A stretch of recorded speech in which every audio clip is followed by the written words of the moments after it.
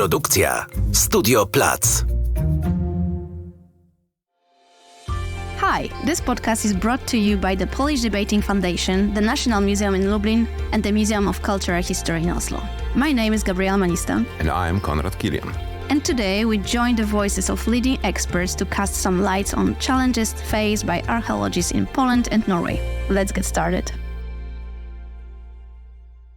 Where to find information about archaeological sites? What are the differences in heritage protection in Poland, Norway, and Ukraine? How to digitize archaeological heritage, and what are the consequences of the activities of amateur seekers? These questions were the highlights of the debate on strategies for the protection, digitalization, and popularization of archaeological sites. 9 experts and amateurs from 3 countries took part in a special online event open to listeners from all around the world. Diverse perspectives and experiences provide us with an overview of this complex matter and allow us to focus on the most interesting details at the same time. We invite you to explore archaeology with us. So we are here today to talk about legal and illegal activities of amateur seekers. And we are sure that this topic is not only controversial, contemporary, but it has broad implications for people working in museums and trying to be a part of what the experts are doing all over the world. In fact, illegal trade of archaeological artifacts is immensely popular. It is now being challenged by some legal experts. It also opens the door for cooperation between institutions, and we'll talk about some pretty controversial, pretty shocking examples of how people are interacting with the archaeological artifacts.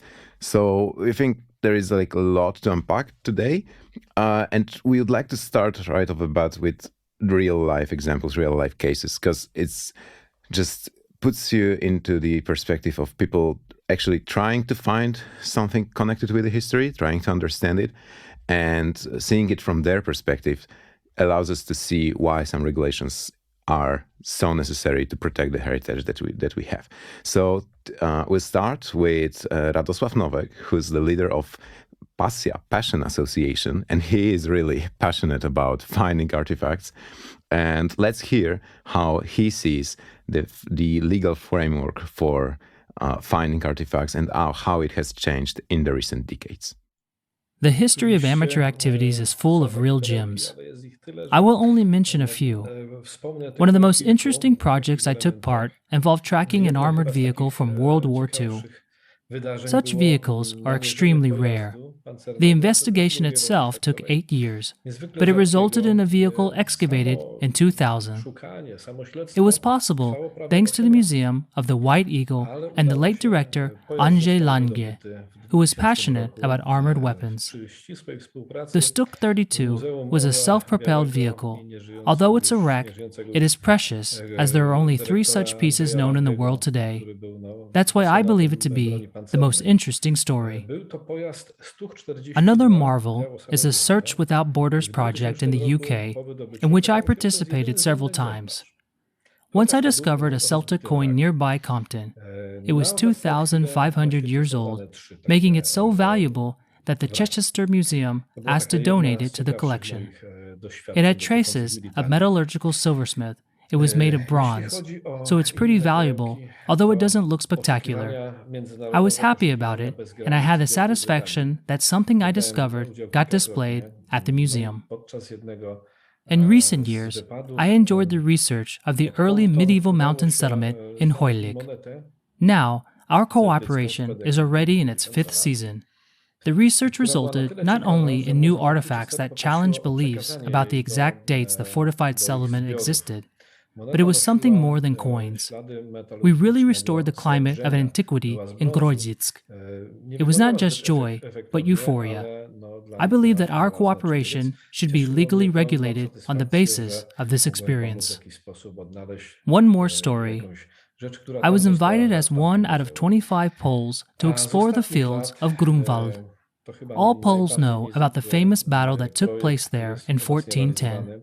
The research was international and included Norwegians, Germans, and Danes, coordinated by a Polish director. Our research took place in the fields, with the task of checking the Swedish professor Ekdal's thesis. He speculated that the battle took place quite far from where others believed it to happen. After a week, it turned out that he was right. The artifacts from the battle confirmed it.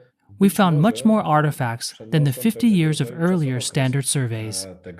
I took part in 3 seasons of such exploration. It resulted in a lot of beautiful friendships from all over Europe. It also gave us ideas for similar groups for people with real passion. We might cooperate on normal research, but also serve as quick response groups when rescue or help is needed. There's many activities that we can see and we can hear about the legal activities of amateur seekers in the field of archaeology. And as we hear, there's been a lot of friendship, a lot of passion between the people that are involved in these activities. But when it comes to the illegal seekers, we also have some examples of it. And Konrad, can you tell me what's about this black market and what's about the illegal seekers? That's right. There is a dark side of this phenomenon. So some people are trying to make a profit, and there is a lot of people willing to pay good money for having something, whether it had been acquired legally or not. So just on Facebook, just in 2019, there existed 95 different groups of people doing it on Marketplace or some other subgroups that included 2 million people who were selling and buying archaeological artifacts. It was just so difficult to keep track of it, to see who's doing it legally or not, that Facebook, who's like not the first player in the world to try to regulate something, they, in 2020, decided to prevent these future trades. And now you cannot sell archaeological artifacts on Facebook officially, right? So if you tag it as an archaeological artifact, you will have harder time doing that. But it doesn't stop people from trying, of course. Of course, as you said, there's a dark black market and black ships. And about these black ships, when it comes to the amateur seekers in Poland, we've got some story that's going to be shared with you. And the story is from Bartłomiej Bartecki, the director of Museum in Hrubieszów in Poland. I will firstly refer to the problem of the archaeological artifacts market. I cannot give details of places and names because it is a secret of the forensic investigation, but I myself participated in proceedings where someone who robbed archaeological sites sold them around the world. After searching their apartment, it turned out that there still were materials that he had not been able to sell. But in addition to this, over 500 proofs of postage items from all over the world, from Japan to the United States and Australia. So it's actually a large-scale process. We are aware that many valuable items have been stolen from our country. The market is still on the rise. As for popularization, there are good and bad consequences. Let's start with good ones. We have an astonishing increase in sensational archaeological phenomena. When I started work at our museum 15 years ago, we had 1 or 2 bronze bracelets from the Iron Age, and now, thanks to the sustainable cooperation with explorers, there are really a lot of materials every year. We are now able to quickly collect and publish these materials. As for our recent work, apart from surface research and accidental discoveries by farmers or builders, a lot is done by amateur prospectors. If it wasn't for them and their trust towards us, hundreds of objects would not come to light. Thanks to their work, we are really rewriting textbooks. It's also about saving heritage. I live in an agriculture area where everything in the soil has long been destroyed by plowing. If it is not touched by their prospectors, it will be destroyed by the farmers. More and more archaeologists trust detectors and vice versa. But apart from that, society sees the benefits of cooperation with science and enthusiasts. But there are also bad consequences. I trust and praise those who help us, but there are those who do harm. Some choose archaeological places on purpose to loot. It's a problem of information availability. Sometimes our documents are treated as treasure maps and robbing starts. We recently worked at the area where one farmer discovered 5.5 kilograms of silver. A week ago, after we presented the findings at conferences, someone tried to collect a few more coins from the same place. There are black sheep that want to enter the area once we disappear from it. Sometimes we work in the field 7 to 18 and looters come after us at night with a flashlight trying to take something out. There are not many such people, but they cast a shadow on those who want to act responsibly. Some seekers are ashamed of this title because many build trust for many years, and someone jumps in and spoils it because of one situation. As for the dissemination, I see that there are a lot of associations operating legally. Very often, they want to gain fame. There is a race of associations. Who will find more and better treasure? Who will be praised by a museum or a local government? This is healthy competition. We get a lot of information, and they devote their time and energy to satisfaction, which we don't have. The Minister of Culture should also appreciate such people. So there are many good cases, but the bad ones hurt. So we see that it is an ongoing process and new attempts at regulating it are in place and different conceptions are being discussed. But we might also try to think for a minute about the broader historical perspectives of acquiring artifacts and trying to display something.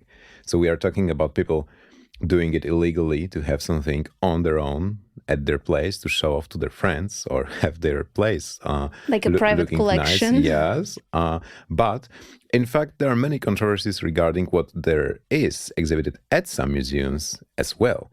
Of course, there are examples of European museums that are filled with artifacts acquired either legally by controversial decisions, like can we really say that people selling their national heritage in the middle of 19th century knew what they were doing? Have they been paid a fair share? And is it right to keep it just because someone signed a legal document possessing rights to have a national heritage at their own? And this is an ongoing discussion, right? We have this is in the United Kingdom, in Germany with Benin bronzes, in France as well, Sweden also. So our common neighbors, as a Polish-Norwegian program, we know that there are some artifacts that are on display that were Polish, like in the 16th century. So it is controversial whether or not something had been legal at some point. We might also question, should it be a part of our common regulations, or maybe it's your right to have something that your ancestors produced, right? And we know that this lack of control and care over our collections had been already challenged, and there were attempts to regulate it in the future as well, right? Yes, and you are right. That's hopefully we've got this discussion opened. It's ongoing question how it should be, but the attempts of regulating it is really in a good place right now, I would say. From the 70s, we are trying to build the new policy landscape when it comes to the illegal and queries of the artifacts. And I would say that the best way to introduce this subject is to give the floor to Agnieszka Stachyra, a specialist from the Archaeological Monuments Inspection Department in Poland. And Agnieszka will tell us more about the destruction and looting of archaeological sites and how is it regulated in Poland right now. So let's hear. I will start with highlighting the legal aspect of the situation in Poland about the sought-after monuments.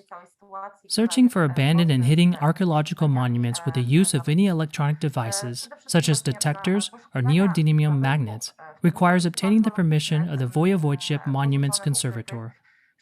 Contrary to popular opinion, this is not a big problem. In our office in Lublin, one just needs to submit an application and obtain the consent of the owners of the land to enter their property. There are no qualifications or experience required.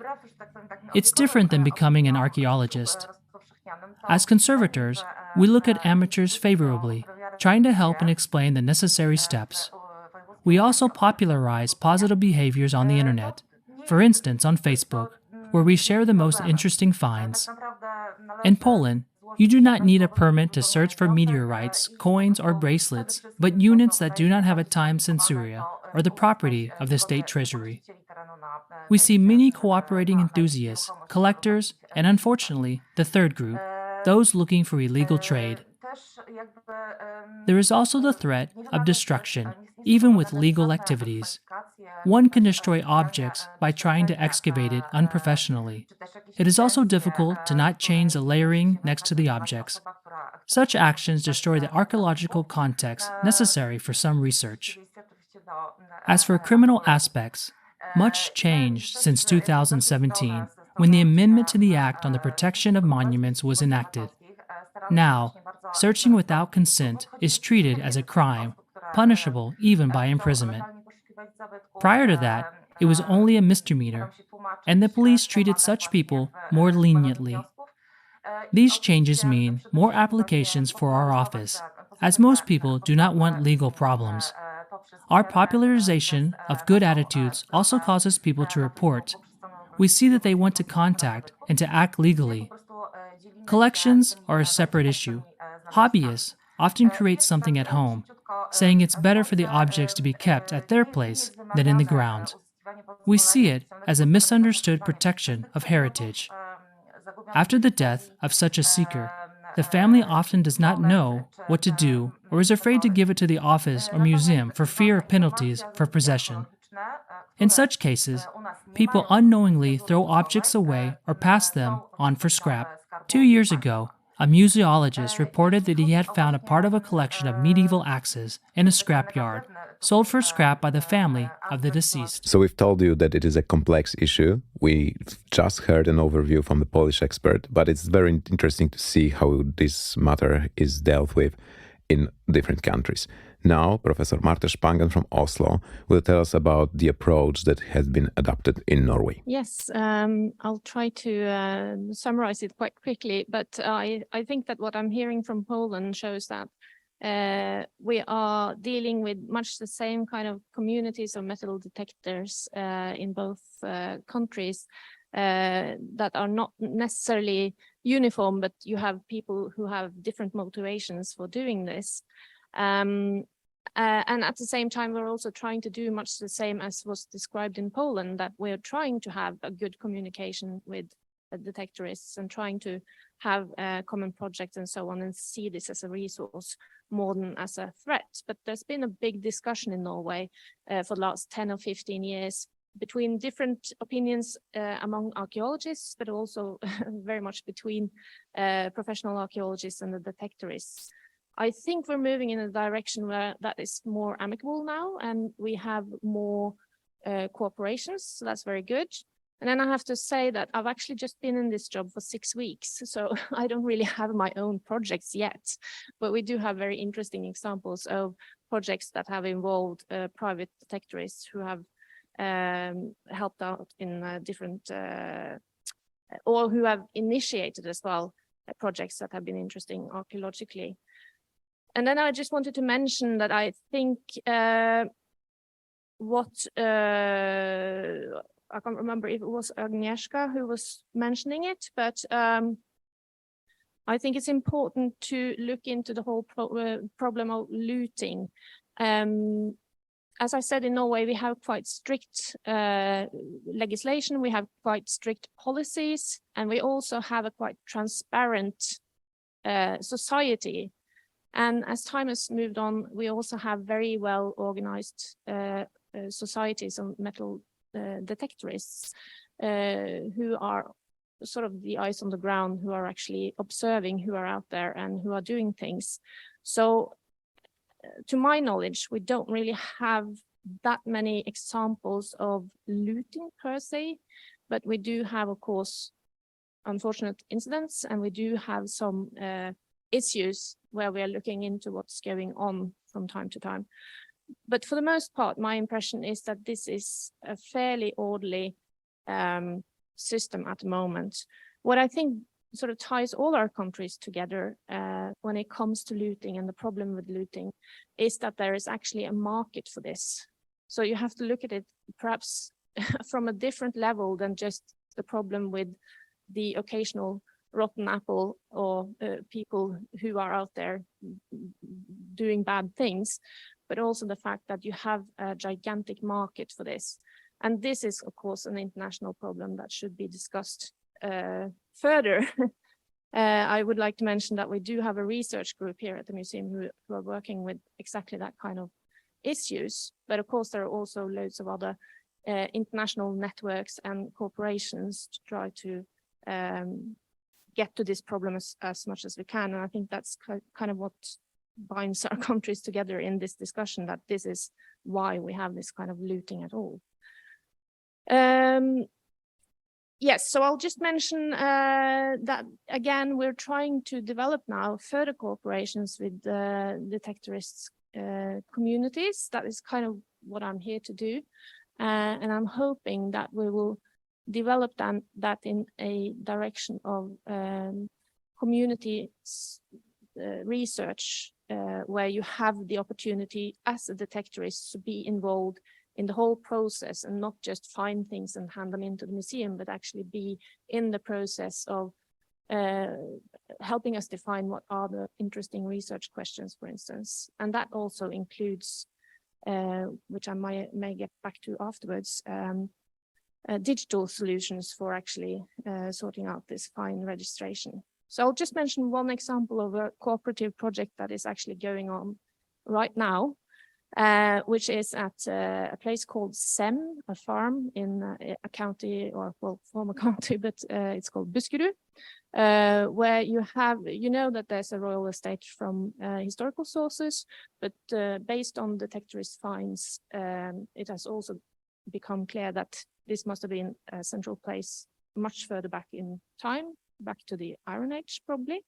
And it's now being investigated in a kind of interesting cooperation between detectorists, but also because they are doing some draining of the fields there, there has to be a rescue excavation, and then there's also a research excavation related to the detectorist finds. So that's one example that is ongoing right now. But as I said, I'm hoping that we'll develop this into a more systematic approach to how we involve the detectorists in our work, so that it's not just sort of occasional projects that are not really interlinked. But that's for the future. Thank you. So as we see, the situation is getting better, cooperation is in place, and there is less looting, although it will still be a challenge in the following decades. So we need the experts to exchange the ideas and their experiences and to propose some solutions. Yes, in addition to that, we need experts to introduce this subject to policymakers to make this subject, this matter, more regulated by law. And of course, discussing issues and gathering perspectives from all over the world is necessary. And we hope that this episode had been a small step in that process. So thank you for that, and we hope to see similar discussions in the future. This podcast was produced as part of the project Heritage Accessible, Professionalization of Cultural Workers and Dissemination of Cultural Heritage, the interdisciplinary partnership of the National Museum in Lublin and the Museum of Cultural History in Oslo, co-financed by the European Economic Area Financial Mechanism.